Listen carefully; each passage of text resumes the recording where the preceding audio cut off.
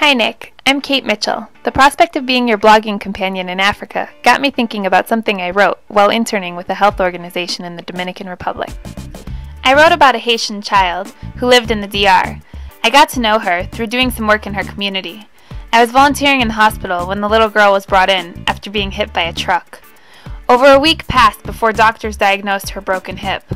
I asked questions and demanded answers. I tried to ensure that the little girl's voice was heard.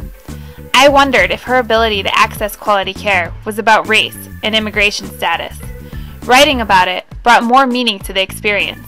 It helped me to reflect on how to help in situations like this, what role to play, and what my limitations were. As I finish up my master's in international health at Boston University, I'm discovering the journalism school. My final project for my MPH is on disparities in maternal mortality in Haiti and the DR. As I work on this project, it might seem strange that I'm sneaking into classes in journalism and not biostatistics, but it makes perfect sense to me. BU has prepared me to practice public health. I've taken courses on epidemiology of AIDS, issues of gender-based violence.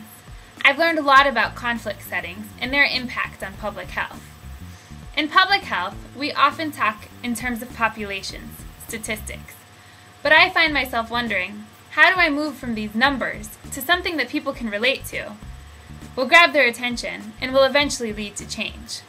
It seems to me that learning more about journalism and combining that with what I know about public health will give me the skills to reach a broader audience.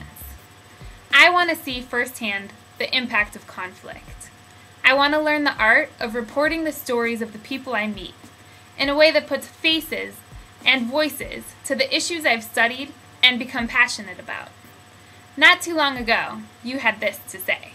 We in the journalism business traditionally haven't been very good at covering things that happen every day. Malaria, AIDS, genocide. So I've tried to use my column a little bit to try to bring those things out of the background and front and center onto the breakfast table. And if I can make people spill their coffee in the morning, I'd like to do that.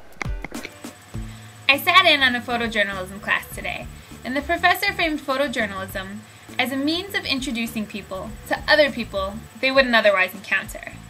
I'd like to introduce the people who typically don't encounter malaria, AIDS, genocide, to the people most affected by these issues.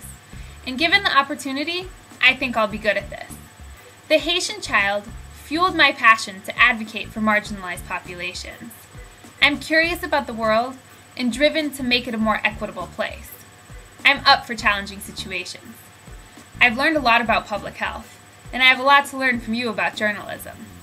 I have fresh eyes. Take me to Africa. I plan to use the skills you teach me to help make Americans spill their morning coffee.